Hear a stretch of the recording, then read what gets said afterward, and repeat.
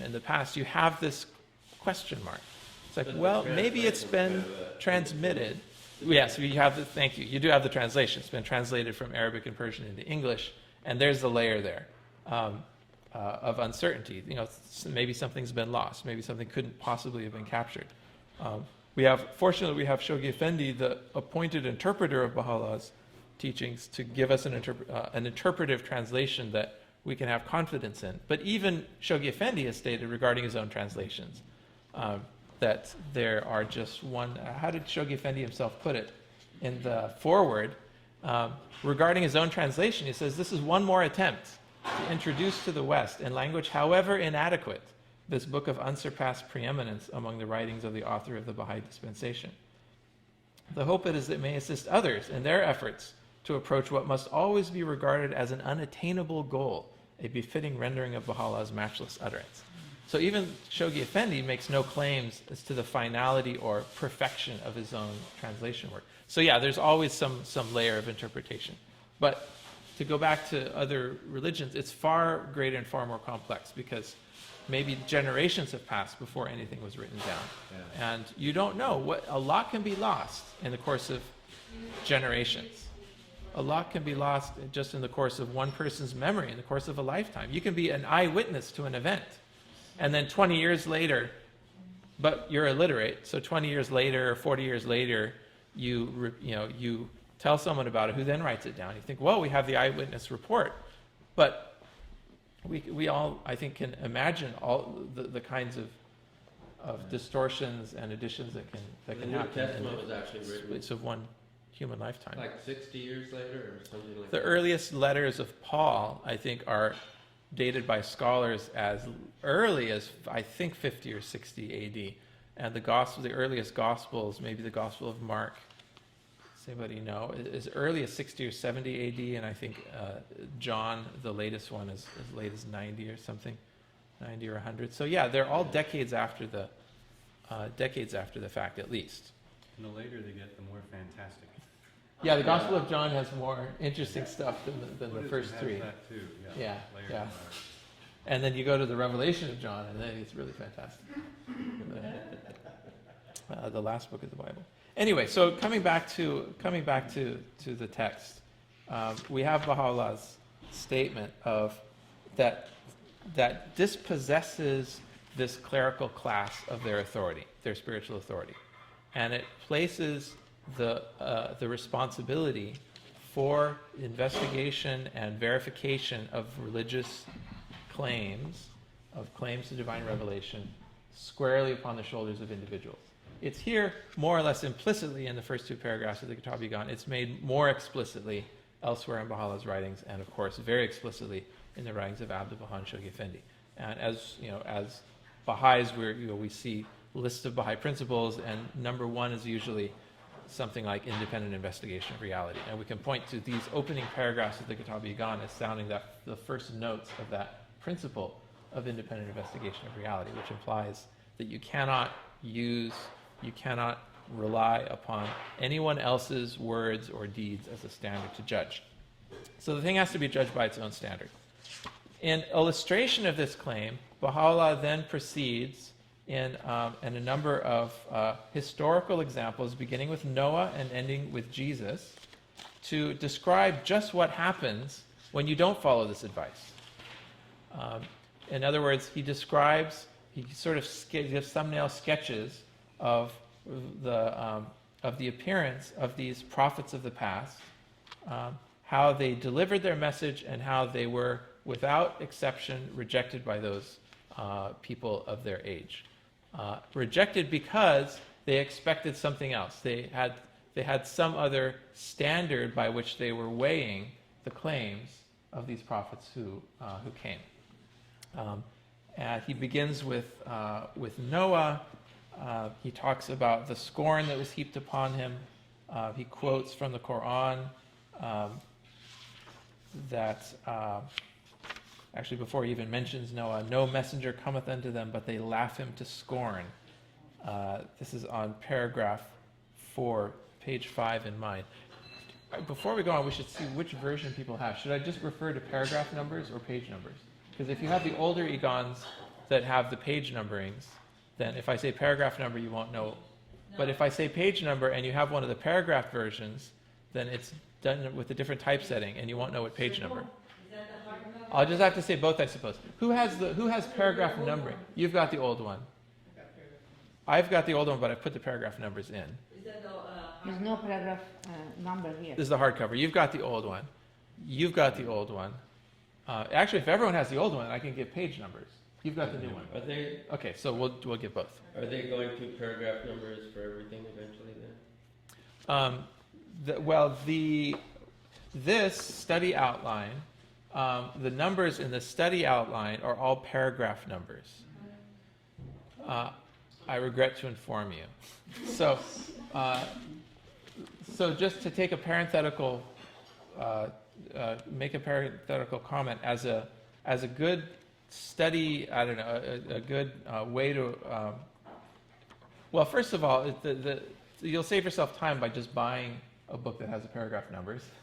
If you want to use the study guide against, or the outline against it, Would you use this buy a new one. paragraph? I have the old one that doesn't have the paragraph numbers, but I wrote them in myself. It's So- the same pages as this one? Yeah, it's the same pagination as that one, yeah. So I went through and wrote in the paragraph numbers, because I was sort of attached to the hardcover version. At the same time, I found it very useful because Shoghi Effendi has highlighted certain paragraphs of the Kitab-i-Igan in his own works and in the gleanings from the writings of Baha'u'llah, which is a compilation of extracts of Baha'u'llah's writings. And several sections of gleanings are drawn from the pages of the Kitab-i-Igan. So that gives us some useful information, because those are the passages that the Guardian felt were most important to include in a book like Gleanings, which is supposed to give us a good broad introduction to Baha'u'llah's writings. So to try to highlight that, I went through and I found all the passages of the Igan quoted in Gleanings, and whenever I came across them in my Igan, I put a blue line, a vertical blue line down the side of the page, so that as I was reading something that was also quoted in Gleanings, it would sort of remind me that, the Guardian had extracted this especially for Gleanings, so maybe I should pay extra attention to it. This might be a key paragraph or a key passage.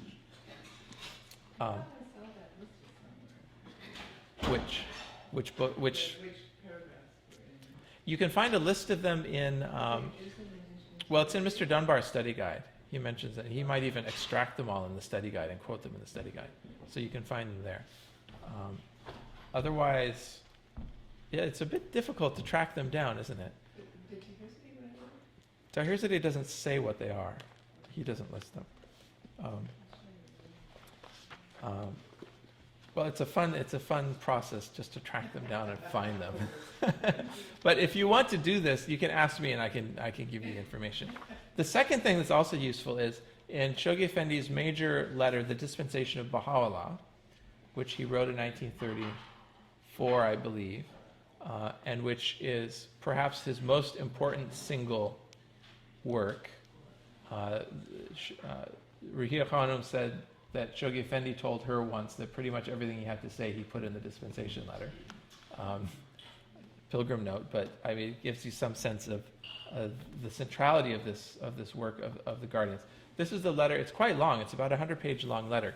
But this is the letter where he breaks down all of the central figures of the Baha'i faith, beginning with the Bab, Baha'u'llah, Abdu'l-Baha, and the administrative order, which is broken into the guardianship and the House of Justice. And he talks about each of these and tells us the importance of them and their relationship to each other.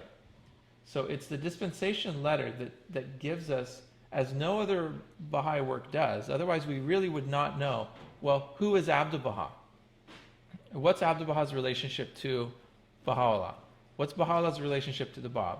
What's Shoghi Effendi's relationship to Abdu'l-Baha and to the House of Justice? These basic questions about the overall positioning of the central figures and the administrative order, the outline of that is all given in the dispensation letter, which, for those of you with older books as well, still in print, The World Order of Baha'u'llah, Selected Letters by Shoghi Effendi, contains the dispensation of Baha'u'llah as one of the chapters or as one of the letters. It's the longest letter in the World Order of Baha'u'llah book. Why did I go there? Because in the dispensation of Baha'u'llah, on the section of Baha'u'llah, Shoghi Effendi quotes a number of key passages from the Kitab-i-Igan about the nature of the manifestation of God and their relationship to God. Key elements of what Shoghi Effendi has called what I think make this the central doctrinal work of Baha'u'llah, where Shoghi Effendi said that in God Passes By. Why did he believe this was the central doctrinal work of Baha'u'llah? Maybe the answer is found in those passages that he extracted and quoted in the dispensation letter. There are not very many. There's just a few sentences, a couple of paragraphs, important enough that in my Igan, apart from marking in blue the passages quoted in Gleanings, I put a red box around the passages that were quoted in the dispensation letter to give extra sort of emphasis to those, because these are ones that he really lifted out, wanted to lift out and put in a central work where he was laying out for the Baha'is who is Baha'u'llah, what's Baha'u'llah's relationship to God, basic questions about the... Were some of them different from the blue? Well, yes, and they correlate. So especially, you'll find the highest density of this red box material in the opening 4 pages of part 2 of the Kitab-i-Igan. So when we get to it, I'll mention it again, because I'll see all these red boxes and it'll remind me.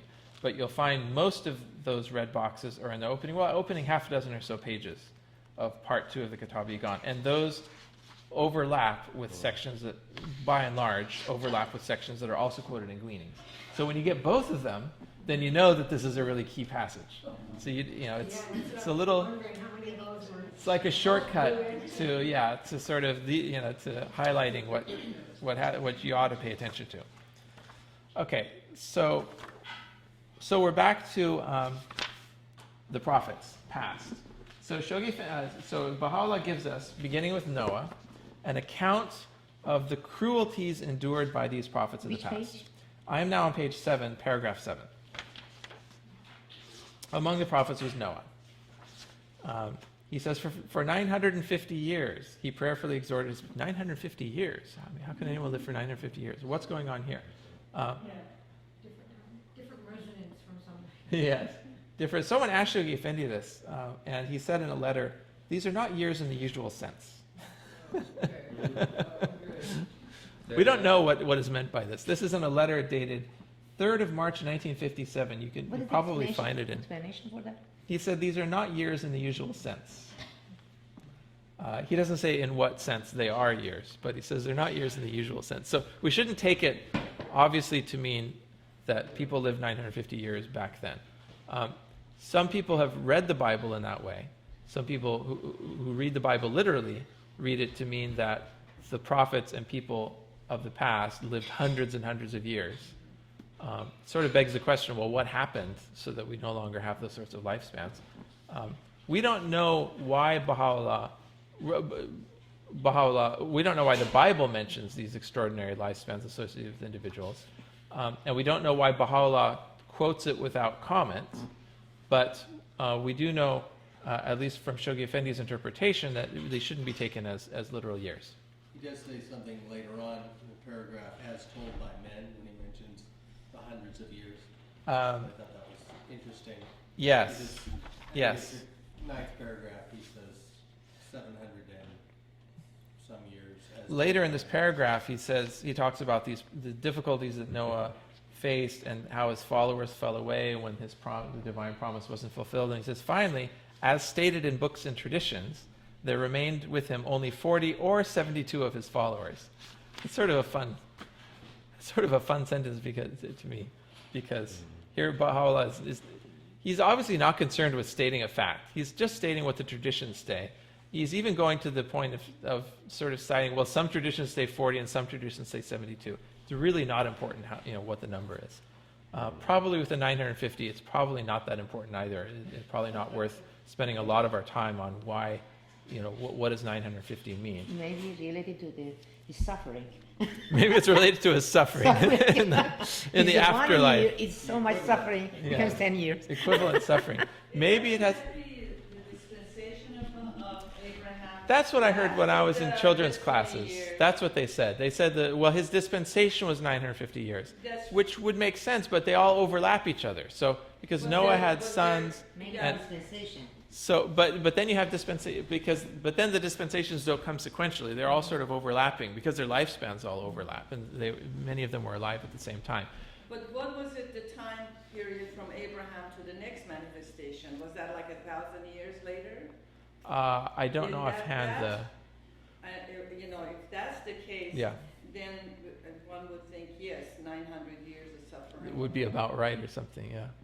Maybe it has something to do with the influence of their, this is what I heard in children's classes. 950 years was like the influence of their, you know, of their prophethood or something, you know. Documents. Yeah. Anyway, we don't know. But we do know that Noah suffered. And especially if you saw the latest movie on Noah's suffering in the movie theater a few months ago. A great movie about Noah, starring Russell Crowe as Noah. Did anybody see that movie? Nobody saw it? It was a grand spectacle, cinematic spectacle, CGI, everything. I mean, it was something to behold. You know, the waters rushing in and covering the earth, and I mean, when it got to that point, they just let the CGI people go. Anyway, again, time constraints don't let us go into sort of the details of this, but there is basically a story which is repeated from age to age. The story from Noah to Hud and Saleh, who we are not familiar with in the West, and we're not familiar with them in the Bible, but these are prophets of the Arabian Peninsula, of whom the Arabs of Muhammad's day still had some memory of. And so they were mentioned in the Quran in more than one place, I believe. We would consider them as minor prophets, sort of on the level of prophets in the Old Testament. After I Noah think. or the time of Muhammad? Before Between Muhammad? Noah and before Abraham. It is before even Abraham. Okay. We don't have time. We know virtually nothing about these individuals. We have whatever was passed on through oral traditions by the prophets and the poets Even in of the Arabs. Testament is not mentioning anything? No, they're not mentioned in the Old Testament. Hud and Saleh are not mentioned in the Old Testament. I've read speculation that Saleh could be Methuselah because of the similarity of the name, but I think that's just speculation. Of course, there are attempts, whenever you get these sorts of statements, you'll get people attempting to correlate it to what they know, and we just don't know. And for Baha'u'llah's point, it's not that important. We were already Told not to do that. no, not to correlate. Not to try to, according to our own standards, yes. So what we have is a repeating story of prophets coming and being rejected. And after going through various of these, I'm all the way up to page 15, Baha'u'llah comes to the point. Why are they rejected? He says, leaders of religion in every age have hindered their people from attaining the shores of eternal salvation, inasmuch as they held the reins of authority in their mighty grasp. Some for the lust of leadership, others through want of knowledge and understanding have been the cause of the deprivation of the people. By their sanction and authority, every prophet of God hath drunk from the chalice of sacrifice and winged his flight unto the heights of glory. So he places the blame in the Kitab-i-Gan squarely at the feet of the leaders of religion. And paragraph 1, paragraph 2 of the Kitab-i-Gan, in part, sort of is attempting to sort of detach us from their influence by saying that we cannot judge any of these claims by the words and deeds of mortal men. And I should mention there's a phrase that the Guardian didn't translate, as alem va jahel. It says the words and deeds of mortal men from the learned to the ignorant. You know, Baha'u'llah himself clarifies a little bit more, but he's talking about the learned as well as the ignorant, you know, and that you cannot regard them as a standard for the true understanding and recognition of God. So you think, oh, well, there's a simple formula.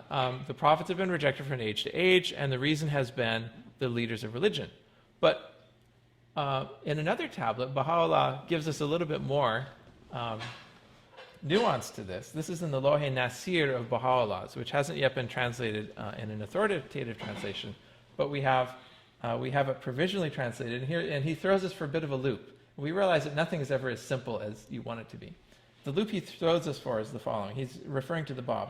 He says, the preeminent religious leaders of the age rose up to oppose and deny him, the Bab. Although outwardly the opposition of such souls, the religious leaders of the age... Stephen, are you? Oh, I'm reading from the Lohe Nasir. It's not in the text.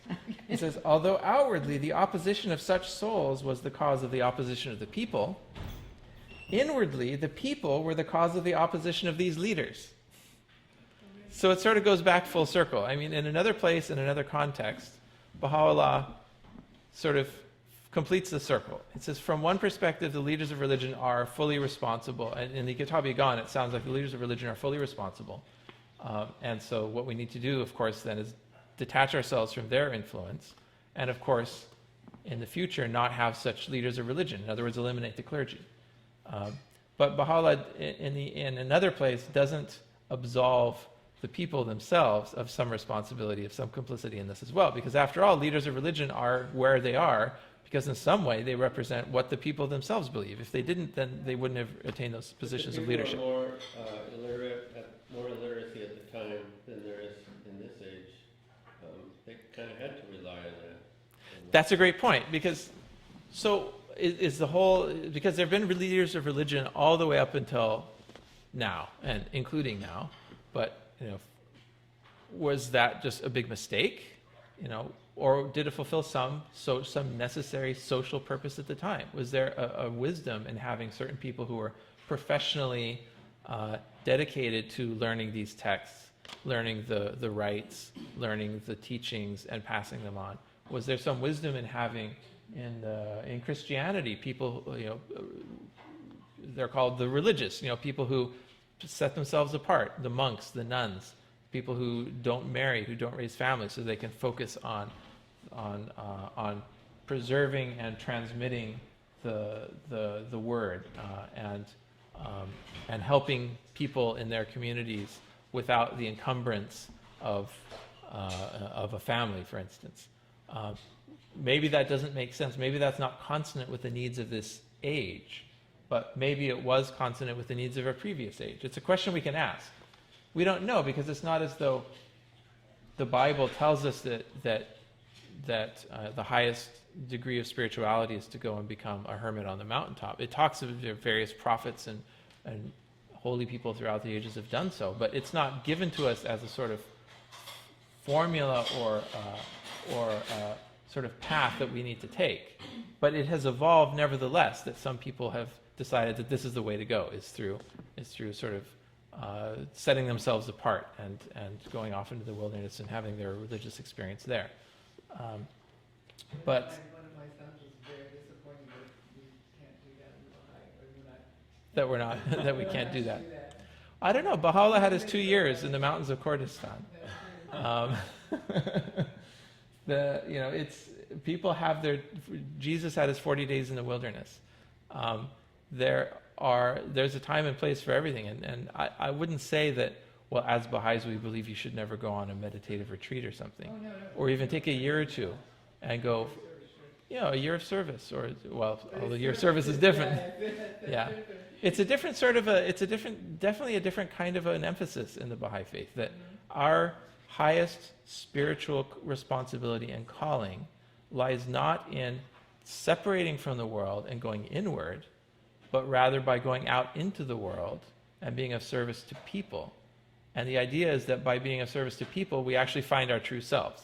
There's a wonderful letter of Shoghi Effendi where he says basically that the more we search for ourselves by becoming inwardly directed, the less likely we are to find ourselves. But the more we go out and serve our fellow man, he said, the more likely we are in turn to discover our own sort of true spiritual reality. He said this is one of the great sort of mysteries of life, one of the great mysteries of the spiritual path, that it's intimately connected with our reality and existence as social beings.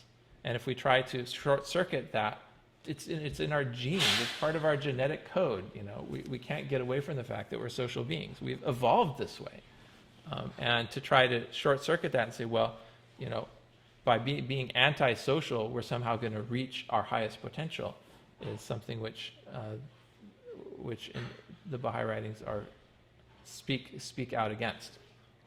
So going back to leaders of religion. So Baha'u'llah has identified the leaders of religion as being largely responsible for these problems, and he goes into further detail and he explains what it is about the leaders of religion. He says it's that these leaders of religion have interpreted the words in too literal a fashion. I'm on page 17 now,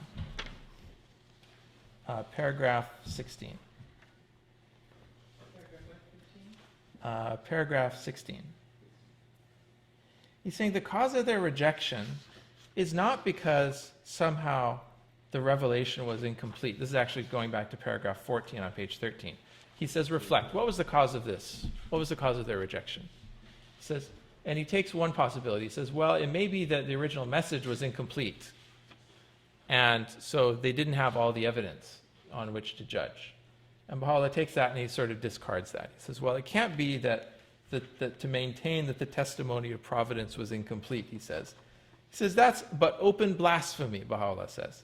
How far from the grace of the All-Bountiful and from his loving providence and tender mercies it is to single out a soul from amongst all men for the guidance of his creatures, and on one hand to withhold from him the full measure of his divine testimony, and on the other inflict severe retribution on his people for having turned away from his chosen one. So he says it wouldn't be consistent with the justice and mercy and grace of God that he would hold us all spiritually responsible for recognizing an incomplete revelation. So that makes sense. You know, that's a logical point. And he makes this, he reiterates this point later in the book. He says, no, the grace of God has always been showered upon mankind. Not for one moment has it been withheld. So then he has to go and ask another reason. So the first, you know, he's asking the question, answering the question, asking the question again, why is it that the prophets have been rejected from age to age? The first possibility is, well, maybe they just didn't tell us the whole story, so we didn't have. He says, okay, that can't be it. So he goes on and comes upon the claim that it's the leaders of religion who have been primarily responsible. And what did the leaders of religion do to draw the people away from recognition of the prophets from age to age? He said, well, they weighed the testimony of God according to their own standard. That's paragraph 14 on page 15. Having weighed the testimony of God by the standard of their own knowledge, gleaned from the teachings of the leaders of their faith, and found it at variance with their limited understanding. Baha'u'llah goes into more detail and later says, well, what is that limited understanding and what is that knowledge that they tried to apply? It's this understanding of the revealed word in a literalistic fashion. It's taking it and trying to read it word for word, and not understanding that, to put it in one way, the Revelation is poetry, and they're trying to read it like it's prose. I mean, if you take a work of poetry and you are ignorant of the fact that it's poetry, and you just try to read it like it's prose, like it's regular text, you're completely not going to get it. You're going to read all of these strange devices, these metaphors, these similes. You're going to read all of these strange imagery and so forth, and you're going to say, this doesn't make any sense. Or if you believe that, well, it has to make sense, then you're going to have to sort of twist and contort your own mind to understand what the thing is saying, because you're trying to read what is a poem as something that's straight text. And it's the same thing with divine revelation. It's words that convey a spirit. It conveys something which Baha'u'llah has called as the water of life. And this water of life is conveyed in the receptacle of words. There's no other way to convey it at this point in time. If you want to pass a message on beyond one generation, it has to be through a medium of words. Well, you can do it through music too. Well, you can do it through art. But if you want a message with content, if you want to say something to someone, you have to do it through through words if you want to pass it on. But what he's passing on is the spirit behind the words is what he's trying to pass on, this water of life. And the words are an inadequate garment to contain that water of life. They do the best they can to hold that water of life. But how they pass it on is not just through what they contain. It's not just through the prose. It's through the poetry.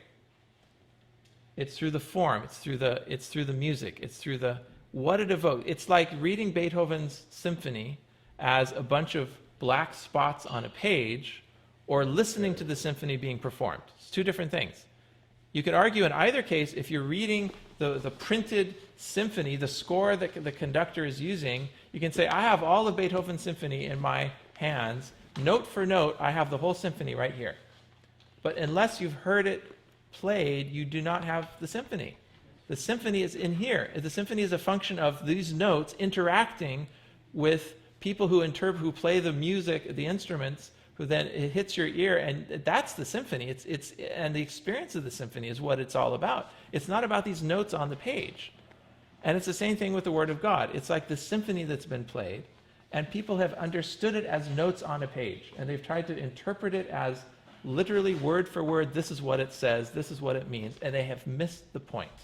They've read the poetry as prose. Yeah. I've heard comments like, if God wanted us to understand it, why would they make it like that where we can't understand it?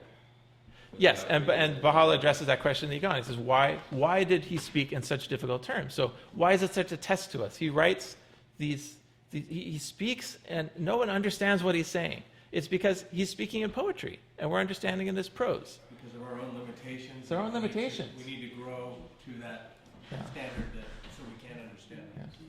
And he says the standard, he said the way to understand it, he says you have to have a pure heart to understand it. So it's not a matter of the head. Understanding it is not, the comprehension and utterances of the birds of heaven, he said, are in no wise dependent upon human learning. I found something It depends. here, it's the way you say it, that it is obvious and manifest that the true meaning of the utterances of the birds Of heaven. of an eternity is revealed to none except those that manifest the eternal being. Yes. And the melodies of the nightingale of holiness can reach no ear save that of the denizens of the everlasting dream. Yes. That He is says, exactly what that's exactly what he says. So you have to be holy yourself. You have to be pure yourself. And he says the comprehension of these utterances, he says, it's in no wise dependent upon learning. He says it depends solely upon purity of soul, chastity of spirit, purity of heart, chastity of soul, and freedom of spirit. Oh. So those are the Say it again, three please. purity of heart, chastity of soul, and freedom of spirit. It's a quote by Baha'u'llah, I believe in Gleanings, but you may have heard it before. Yeah. No, I was gonna, is God then, is he sorting out just a few people away from the rest of the people who think they understand it and they don't, which is almost everybody? Yeah, it's sort of almost everybody, isn't it? Yeah.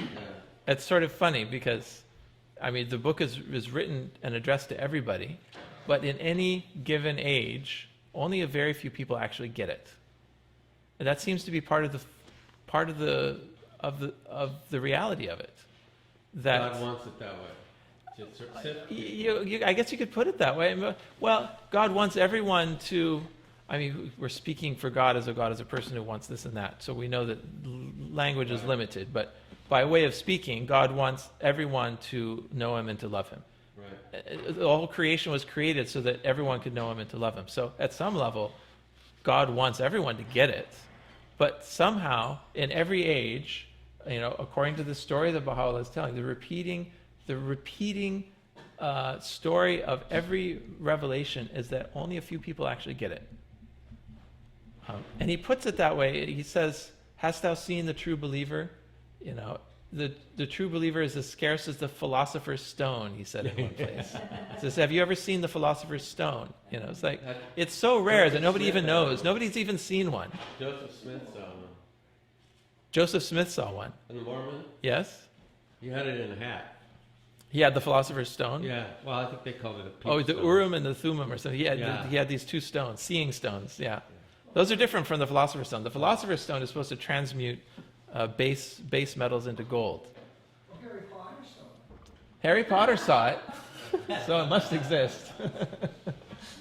Also known as the divine elixir. Baha'u'llah talks about the divine elixir later on. He says this divine elixir is capable of transmuting in a moment the dross of the copper, the crude metal of human life into purest gold.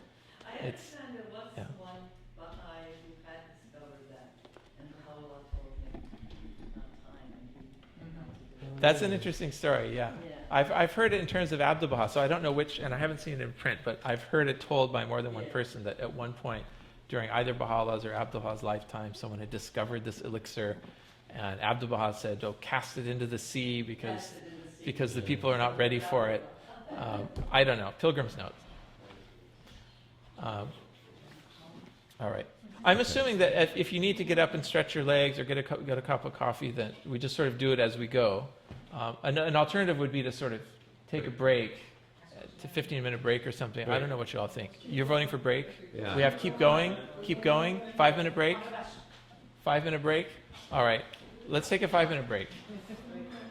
Not lunch yet, but okay. Oh, it's going to accelerate as we go.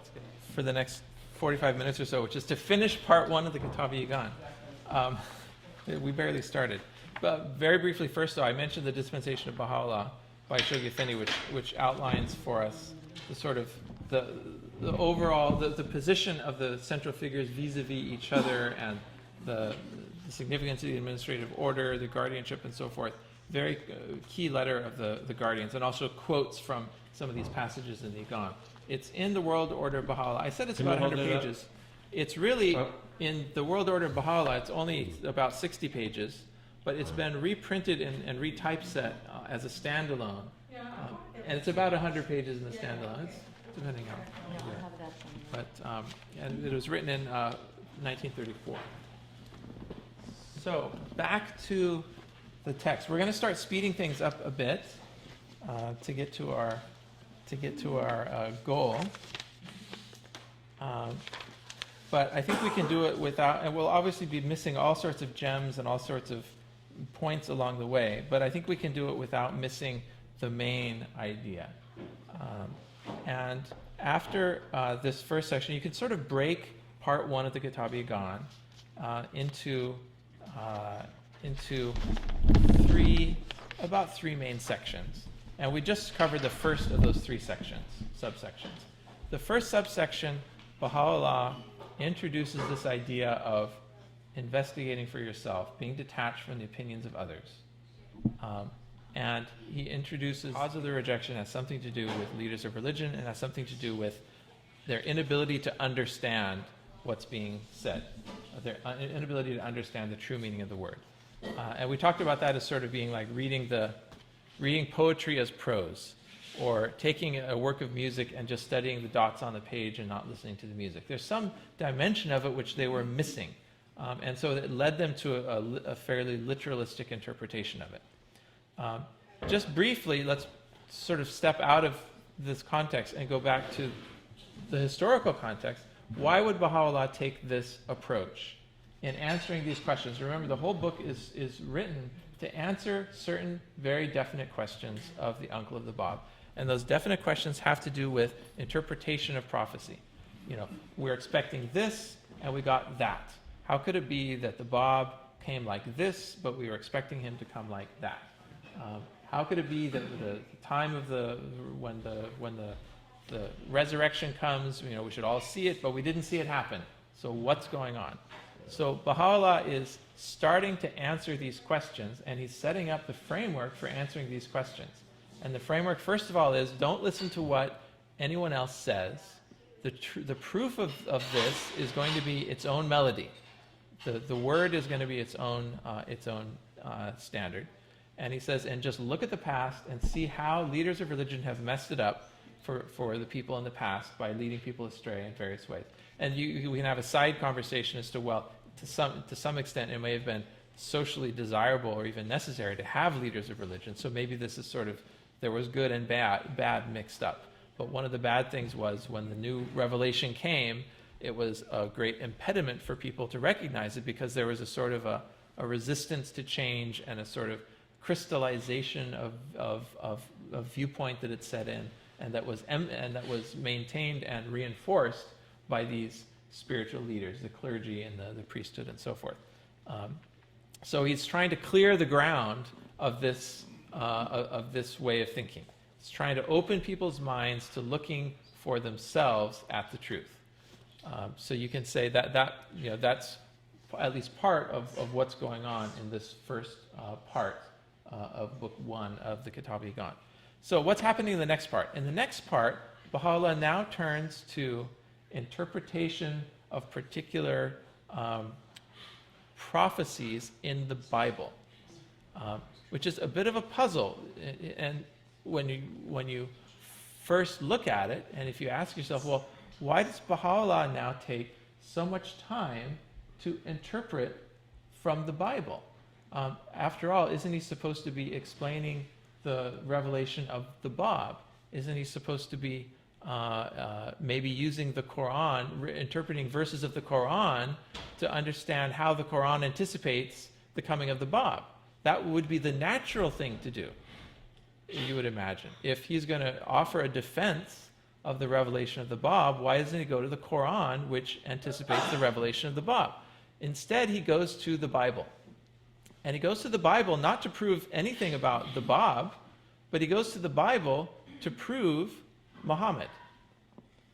So there's something going on here. There's something about Baha'u'llah's strategy and the larger point he's trying to make about how to read divine scripture by, instead of going to the Quran and reinterpreting the Quran according to these non-literal ways, which he's going to introduce, but instead he's going back to the Bible.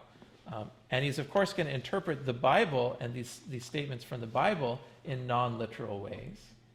And he's going to argue, look, you have to interpret them in non-literal ways if you want to get to the truth of Muhammad. Because he's speaking to a Muslim. He's speaking to someone who's still a Muslim, trying to convince him of the revelation of the Bab. How do you do that? Well, you show the Muslim their own sacred scriptures. You say, look, as a Muslim, you have to believe in the Bible. You have to believe in Jesus. And you can't believe that the Bible is just incomplete or corrupted. He's going to deal with that point. And so if you have to take the Bible as being an inspired work, then how are you going to get from the Bible to Muhammad?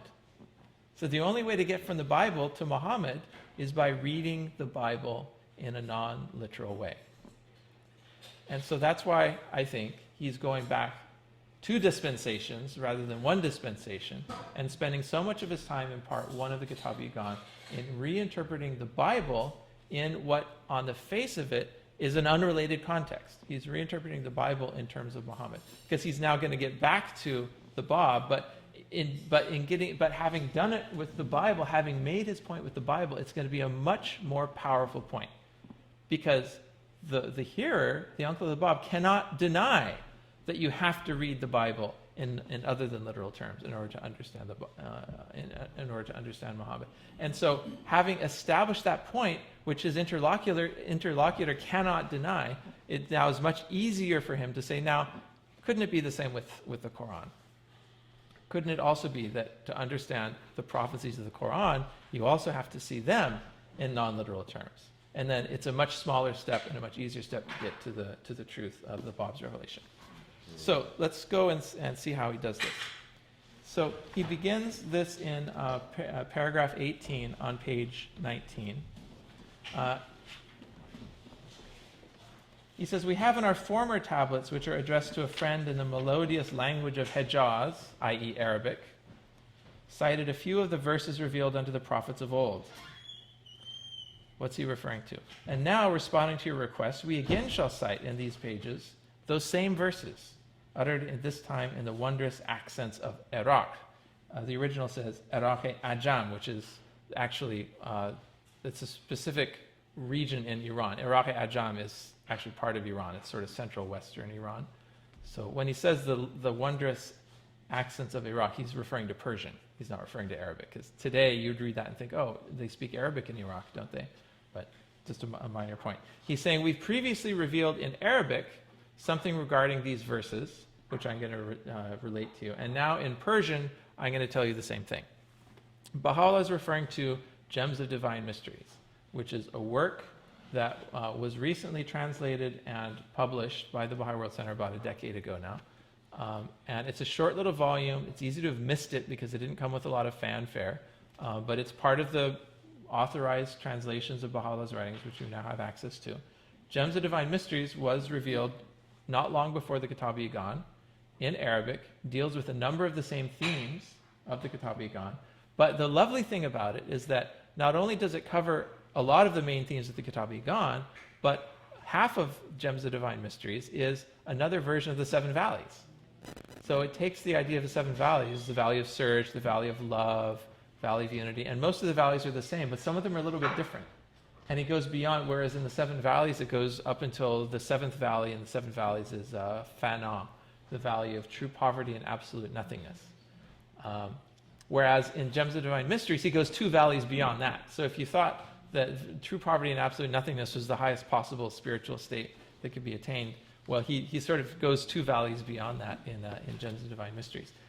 Overall, I think making a point, which he himself makes elsewhere, that this whole, which is a little bit off topic, but that this whole division of the spiritual quest into stages is really a concession to the people he's writing to, and not a true explanation of how things really are. In other words, it's a way of expressing deeper truths, and he's using the device of a journey through valleys to explain certain points that he wanted to explain.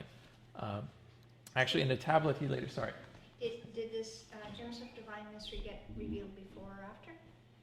Kitab-i-Iqan. So Gems of Divine Mysteries was before the Iqan, because he's referring to it here in the Oh, Iqan. okay. He's saying previously we revealed this. Regarding the Seven Valleys, which was also revealed around this time or a few years before this, he later said it was revealed to a member of the Sunni persuasion in accordance with their own ideas and fancies. But he who accepts this most great revelation, he says, has traversed all those 7 valleys. So it puts a little context on the 7 valleys, because I know I, as a Baha'i growing up, read the 7 valleys as, well, here's my handbook. Here's my spiritual handbook for, getting from here to there. And here's how I know, what stage I'm at. And I read it very sort of literalistically. And Baha'u'llah himself later said about the 7 valleys that he had other fish to fry, to paraphrase, when he revealed it. Sorry, I missed which page was that? This is page 19, paragraph 18. Okay, so he's referring to the Gems of Divine Mysteries here, and he says, I'm going to give you the same, I'm going to explain these same verses. And indeed, the verse from the Bible that he focuses on about the sun not shining and the moon, the stars falling from the sky, and everything, which we're going to get into in a few pages, that's exactly the same passage from the Bible, which is actually found in all the Gospels. A version of it is found in all the Gospels, or at least 3 of the 4, I think all of them. And it's that same passage that he had explained previously in Arabic. So for some reason, he thinks this is a very important passage, because it illustrates so many important points, so many important ideas can be expressed by an exegesis or an interpretation of this passage from the Bible. Namely, it's full of all of these very specific imagery, the sun, the moon, the stars, and it gives him an opportunity in each case to just explode this whole understanding of it as a literal thing, like the heavens are going to fall onto the earth. And he says, no, actually the sun represents this. And in another sense, it represents this. And from another perspective, it represents this. And the moon could mean this or this or this. And he sort of takes it and he just shows how the word is capable of so many interpretations, that it's a repository of meaning, but the meanings are not necessarily the obvious ones. The meanings are ones that have to be sort of drawn out of the text. I'm sorry, is there a premise that God does not violate physics, the laws of physics? Is there a premise? Yeah. So I've heard that told to me before, and I didn't know if that was... I don't know. Well, that's a whole other conversation about miracles, and do miracles violate laws of physics? What are miracles, and do they violate the laws of physics? Or does sending a prophet... Well, you can all maybe answer it yourself in answering... In the sending of a prophet, we talk about the sending of a prophet. Baha'u'llah was sent by God. Did the laws of physics have to be violated for Baha'u'llah to appear? I don't think, I think we can agree that they didn't have to be violated. It's possible for a divine intention, whatever that means, to be fulfilled in the world through the agency of nature, through the agency of a person being born, and that person having astounding capacities and insights that no one else has. And by way of speaking, we say, oh, he was sent by God, because, well, that's, in a sense, that's true. And in a sense, it's as though the heavens opened up and someone, and this wisdom and this person was deposited before us to tell us what we needed to know. In a sense, that's true, but if you look at it literally, that's not what happened. What happened is someone was born. In regards to stars falling on the earth, it physically couldn't. Yeah. Unless physically God couldn't. violated the laws of physics that we know about. Right. And and it's a good question, does God work in those ways? You know, is that the way God works? Or is the divine intention in the world fulfilled through nature? And what is nature anyway but God's will? And that's sort of, it closes back on itself. There's a tablet of Baha'u'llah, it's called the Tablet of Wisdom, the Lohe Hekmah, which is published in Tablets of Baha'u'llah, revealed after the Kitabi Akdas. And he gives the whole solution to this in the Tablet of Wisdom, where he says nature is God's will acting in and through the contingent world. It is a sign of the primal will in creation. So that sort of solves everything. Because whereas before we thought, well, there's the regular operation of the laws of physics, there's nature, there's the seasons, they come and go, people come and go, whatever, and then, it's very special instances, God comes and he does this, or he does that, or he changes this, or he changes that. Which is like, you have nature, and then you have opposed to nature, you have the supernatural, you have the action of God outside of the realm of nature, which then contravenes temporarily the laws of nature to affect some other will. But Baha'u'llah in the Tablet of Wisdom says, well, nature is my agency in the world. It says nature is the agency of the primal will acting in the world. So now what we thought of as natural and supernatural have now become collapsed into one thing. And now whenever you discover, it has two consequences. First of all, we're no longer looking for the supernatural outside of nature. We're no longer looking for miracles. We're no longer even thinking in terms of the miraculous. We're thinking in terms of, oh, the world works in a certain way. But the second consequence is the way that the world works is an aspect of the unfolding will of the sacred. You know, nature becomes sacred because nature is an expression of God's will. The study of science becomes a very spiritual thing because the laws of physics, which we think of as being impersonal and whatever, are actually the unfolding of the divine purpose in the world. Trying to follow the implications of what Baha'u'llah said in the Tablet of Wisdom. So coming back to this interpretation of the word, Baha'u'llah says in these next few pages we are going to repeat certain verses, and what Baha'u'llah will be doing is quoting verses from the Bible, and he's going to explain how these verses can only be understood not by reference to their literal meaning, but by reference to their the metaphorical meanings, the symbolic meanings which are concealed within them. He begins with a few quotations, paragraph 19, page 20, of Jesus referring to his own return, saying, I go away and come again unto you. And in another place he says, I go and another will come, who will tell you all that I have not told you, and will fulfill all that I have said. Both these sayings have but one meaning, were you to ponder upon the manifestations of the unity of God with divine insight. And he goes on to say, every discerning observer will recognize that in the dispensation of the Quran, both the book and the cause of Jesus were confirmed. And then he quotes from various places confirming the cause of Jesus in the Quran and in the Hadith. So he establishes that the cause of Jesus was a divine cause and his book was a divine book. So now, how then are we going to read that divine book and the words of Jesus in reference to what is to come? He goes in the next page, page 22, paragraph 22, he said, we will cite but one of these instances where Jesus talks about what is to come. Thus conferring upon mankind for the sake of God such bounties as are yet concealed within the treasury of the hidden and sacred tree. So he's going to tell us something we didn't know before. And this is what, and it takes another paragraph or two before he actually quotes it. This is on page 24, again, paragraph 24. These are the melodies sung by Jesus, son of Mary, in accents of majestic power in the Rezvan of the gospel, revealing those signs that must needs herald the advent of the manifestation after him. In the first gospel according to Matthew, it is recorded. And then when they asked Jesus concerning the signs of his coming, he said unto them, immediately after the oppression of those days shall the sun be darkened, and the moon shall not give her light, and the stars shall fall from heaven, and the powers of the earth shall be shaken. And then shall appear the sign of the Son of Man in heaven. And then shall all the tribes of the earth mourn, and they shall see the Son of Man coming in the clouds of heaven with power and great glory. And he shall send his angels with a great sound of a trumpet. So that's the passage that now is going to occupy us until pretty much the end of part 1 of the Kitab Yagan. Why do they mourn? I've heard everything explained, but why the tribes mourn?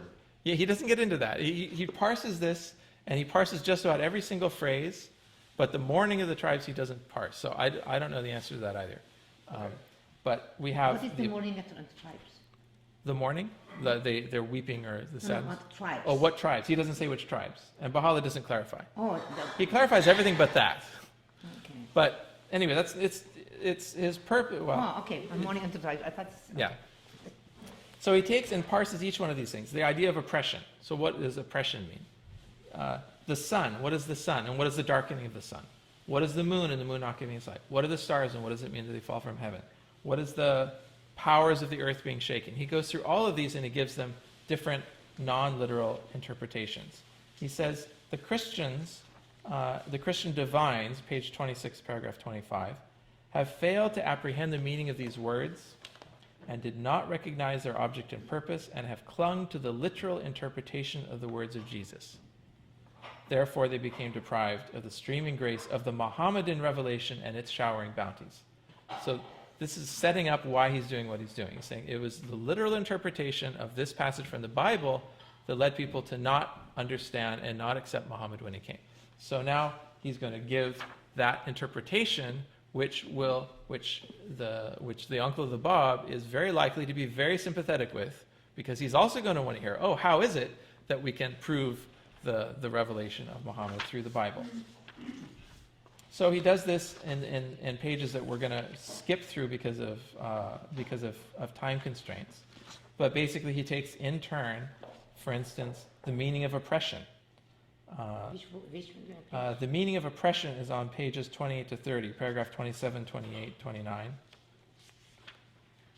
27, he sort of introduces, he says, I'm going to share a dewdrop of the fathomless ocean. And now begins, paragraph 28, this great sort of succession of inspired interpretations of this passage from the Bible. So paragraph 28 on page 29 is about oppression. So, and he says oppression occurred in that day, and it also occurs in this day. He says he talks about oppression. He gives it this wonderful interpretation, which makes it so relevant to today even. Paragraph 31, page 29. He said, what oppression is more grievous than that a soul seeking the truth and wishing to attain unto the knowledge of God should know not where to go for it and from where to seek it? So it's not literally oppression like the earth is oppressed or the atmosphere or there's a stone that's laying on everyone's chest or something. That's how people read this. But he said, look, oppression is a state of society in which the truth is nowhere to be found, and people who are looking for it cannot find it. There's so much noise, you cannot read the signal. That's an oppressive age. And he said that's the age we're in. Yeah. That they don't know that they can't find it. You don't even don't know that they want it. And so, yeah, even some people are looking for it, and those who look for it can't find it. And beyond that, of course, most people aren't even looking for it. And it's sort of paradoxical, ironic, actually, that you have a lot of people who are looking for the truth, and they can sit in front of their laptop, and they have access to pretty much all of human knowledge. Mm-hmm. Within a few strokes of a keyboard, you have access to pretty much all human knowledge. It's an absolute incredible thing that we have. Mm-hmm. Just in the last couple of decades, within easily a remembered lifetime of every person in this room, we can remember what it was like before you could sit down and Google something and get the answer. Now, does that access to unimaginable vault of information bring us any closer to the truth? In a sense, no. I mean, in a sense, yeah, if you know where to look for it, yeah, you now have access to it. But nobody knows where to look for it. I mean, that's just, some comes down. I mean, It's all noise. There's so much rhetoric on Yeah. there, you know, and every website has 75 different references to it from different aspects. Yeah, To find something that you're looking for, just something very concrete, yeah. is like impossible. Impossible to find anything. You take any. Other times it's like, it's right there. I mean, you take any absolutely confirmed historical fact, and you will find on the web whole communities of people dedicated to denying that that fact existed. Yeah. The moon landing. The moon landing happened. There is an entire community of people on the internet dedicated to somehow proving that we did not land on the moon. And if you type in... It was in Arizona. Right, it was in Arizona. It was on a sound stage in Arizona, and they made a mistake, and that's why the flag was rippling a little. I mean, they come up with all sorts of arguments for why we didn't land on the moon. And if you type in moon landing on Google, first page of hits, you're going to get these deniers, and mixed in with, some video of the moon landing and so forth. So if you didn't know, if you were coming fresh onto the scene from another planet, and you're like, oh, did people land on the moon? And you Google it, and you're like, well, I'm not sure. I'm getting it both ways here. And actually, the people who said we didn't land on the moon seem to be much more passionate and seem to have put a lot more effort into arraying and marshaling to their aid all sorts of evidence to show that we didn't land on the moon. So yeah, the balance of the evidence looks like maybe we didn't land on the moon. On basic things like that, the waters have become muddied, and so access to information. And free access to information, and when anyone can say whatever they want and put that out there, it's a huge power, but at the same time it has its drawback. This isn't to say the internet is bad, but it's to say that one has to be careful. One has to know where to look. Okay, so he talks about the oppression and puts it in terms of the. I think that's literally what it's talking about. Yeah. Yeah. Yes, she was. It says, nor attain thy goal. Why did this paragraph suddenly get dropped in here? This is the paragraph that divides. If you had just launched in, starting with the reinterpretation of the Quran, the recipient may have said, whoa, I'm not signing on to this yet. But see how he's made it a very rational and very reasonable thing to do, to read the Bible in these terms. And then there's this lovely paragraph 44 where he says, now take the step of the Spirit. And then paragraph 45, he starts in reinterpreting passages from the Quran. And the reinterpretation of the passages from the Quran is what he really needs. This is the real delivery. This is the real package that he's delivering. And if he signs on to this, then that's going to make the step to acceptance of the Bab's revelation that much easier. So what is he interpreting? From paragraphs 45 on, he now talks about the meaning of the Lord of the Easts and the Wests, the cleaving of heaven, meaning the annulment of the former dispensation, which is interesting. So now, sort of without even realizing it, we're now talking about the annulment of Islam, and how this passage from the Quran may be actually referring to the annulment or Islam itself being superseded by a revelation which is to come. Suddenly we're on dangerous ground. This is new ground. And dangerous territory to tread, because a lot of Muslims believe that, well, yeah, there's a Mahdi, there's a Quran, there's going to be something that's coming, but he's not going to abrogate Islam. The one who comes is simply going to affirm what Muhammad said. That's his whole job. That's what a lot of the Muslims believe. They don't really think that there's a new revelation that's going to sort of sweep the past clean and start with a new set of laws and so forth. But Baha'u'llah is now bringing this in. He's saying, look, well, the Quran is saying that the sun and the moon are going to cease to give forth the cleaving of heaven, the changing of earth, and all of that. Very parallel to what we're hearing in the Bible, and now he's applying it to the Quran, which implies we're now talking about Islam. The whole earth being his handful. This is paragraphs 51, 52, and so forth. Then, paragraph 53, he gets to some of the meat. What is this? What's going on here? Why are there these elusive references in the Quran which now are being interpreted in a way that might be taken to mean that Islam itself could be the subject of these of this abrogation? He's saying, no, verily that the purpose, page 49, the purpose underlying all these symbolic terms and abstruse illusions which emanate from the revealers of God's holy cause hath been to test and prove the peoples of the world, that thereby the earth of the pure and illuminated hearts may be known from the perishable and barren soil. From time immemorial, such hath been the way of God amidst his creatures, and to this testify the records of the sacred books. A key paragraph. That it isn't about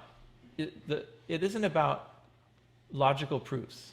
I mean, if divine revelation was ever about logical proofs, then it would be a branch of mathematics. It would be a branch of physics. It would be a branch of the hard sciences. But it's not. It's something of a different order. And the proof of it, as well as the prerequisites for understanding it, are different from what they are in the hard sciences and mathematics. The proof of it is listening to the music, and the prerequisites are having the ear for the music. And some people are born with this. Some people are lucky, and they're born with an ear for music. They come from musical families. Some people have to work to acquire it. Some people never acquire it. And it's the same thing with these. Yes? So the people that don't know that they failed, I mean, they don't even know that they were having a test. That they failed. Sometimes people don't even know they're having a test. That's the worst way to fail. It is not knowing even that you were tested. But and so some people fail the test without knowing it was a test. They think they were being faithful the whole time. They think, hold on, I was being faithful. I accepted it as the truth, and I followed it literally as the truth. And Baha'u'llah says, you were being tested this whole time, and you were found wanting. What about us? What about us? Well, it's a good question. Yeah. That's scary. I mean, why would we not be susceptible to the same danger as everyone in the past? I mean, anyone who accepts something on someone else's authority is following the same path that the people in the past did. Allah says, as much as you can more, believe in me, you get more Yeah. suffer Yeah. to become more pure heart. Yeah. Because this is part of the man nature, that if you don't suffer, just like you polishing your table Yes. of all those darkness and then the powders and everything, and then becomes pure, exactly like those, Yeah. that kind of the thing. You Yeah. have to suffer, You have because to usually suffer. you don't go that way until you actually recognize that you need somebody else from another world to help you. Yeah. That is that point. It has to be through suffering. And That's interesting, because if they miss these tests, what tests are we missing yes. that we're not passing? Yeah. That Well, is fundamentally, it's the same test. That is Yeah. actually to nurture the soul. That is part of the nurturing the soul. Yeah. So if we don't do that, why we came to this world? Yeah. That is Take part yourself of the to process. account every day. Through its aid thou shalt see through thine own eyes and not through the eyes of others, and shalt know thine own knowledge and not through the knowledge of thy neighbor. Ponder this in thy heart, how it behooveth thee to be. It's right there in hidden word number 2. That's our test. Are we seeing through our own eyes, or are we seeing through the eyes of others? Mhm. Or aren't we seeing all this through the eyes of Baha'u'llah? Right, mine own eyes. What does it mean to see through the eyes of Baha'u'llah? What does that mean? Well, we're not supposed to see it through other people's eyes. Yeah. But yet we're supposed to see it through Baha'u'llah. So how would he see things? See things the way he would see things? Well, I assume he sees things the way he says he sees things. Right. But how do we know that? Yeah. How do we know it? It's all faith in my mind. Yeah. It's faith, and all I can argue is faith. It all comes down to faith, but faith not being acceptance of what blind acceptance is something you don't understand, but faith being, as Abdu'l-Baha redefines faith. He says faith is meant first conscious knowledge, and second the practice of good deeds. Very interesting. He doesn't say faith is belief, conscious knowledge, donestan in Persian, and second of all the practice of good deeds. He said it's not belief in something that you have no evidence for. I mean, faith is as I understand it, it's like you've heard the music. Having faith is like having heard the music and gotten the music. It's understanding, but not at the level of the reason, not at the level of logic. And it's not just believing that it's out there. Oh, someone says this is a great work of music and I believe it. I have faith in it. No, you've heard it and you've been affected by it. It's part of you now. And this is not a rational process. It's, you can study it all you want, but until you've heard it, you don't have it. So this testing and proving in the peoples of the world is the whole purpose of these illusions. Back to paragraph 53. And he says, furthermore, it's more than just, they're speaking in different terms that are hard for us to understand. It's beyond that. The tests are beyond that. It's actually, they say things which go entirely against the grain. They say things which don't happen, that don't come true, like Noah promising certain things, and they did not come true, and so all of his followers fell away, except 40 or 72. It's also what he then describes, paragraph 54. It's the changing of the qibla, the changing of the direction of prayer. So suddenly in the middle of prayer, this is page 50, paragraph 54. So suddenly Muhammad was praying, and then he heard God say, okay, turn to somewhere else. Turn to another qibla. And in the middle of the prayer, Muhammad suddenly turned his face away from Jerusalem and faced the Kaaba. Whereupon a profound dismay seized suddenly the companions of the Prophet. Their faith was shaken severely. So great was their alarm that many of them, discontinuing their prayer, apostatized their faith. Verily, God caused not this turmoil, but to test and prove his servants. So that's one example of some of the things they do are go so contrary to our expectations about how things ought to be, about our assumptions about certain unchangeable realities, that it ends with a great test of faith. And only those who make it through to the other side are those who hear the music and aren't focused on the notes. Because that's the reality of it. The notes are, you turn here or turn there. The music is what's flowing through you while you're saying the prayer. That's the reality that remains. So he gives the example of the changing of the qibla, then he gives the changing, the example, paragraphs 57 to 58, of the homicide of Moses, the fact that Moses killed a man. This was a big issue. This is a big, naturally, an issue for people. So you're our prophet, but you killed a man at some point. He wasn't a very good speaker either. He stuttered. He had a stammer. Didn't present himself like the prophet you would expect to sort of be a great orator. Yes? Part of that, in relation to that, is that idea of infallibility. Like, people would point out that Moses killed a man and he had other problems, and so he wasn't infallible, like Jesus is, or something like that. Yeah. But does infallibility mean one mistake and you're out? That's a deep subject. Okay, all right then. Baha'u'llah refers to it, and actually to really have a proper conversation about that, we would have to have access to the texts about it. And there are a few texts where Baha'u'llah refers to it, which we would have to have in front of us. One of them would be Baha'u'llah's discussion of infallibility in the Kitab-i-Aqdas. A second would be another place where he talks about this most great infallibility in another one of his tablets, which is in Tablets of Baha'u'llah. And a third would be the chapter about infallibility in Some Answered Questions, chapter 45, where Abdu'l-Baha interprets the verse of the Kitab-i-Aqdas where Baha'u'llah refers to the most great infallibility. In addition to that, various interpretations of Shoghi Effendi and so forth. So I don't even want to broach that subject without sort of having the text, because it's such an important topic. We have another deepening on that? Maybe. But yeah, definitely not. It will take us too far astray.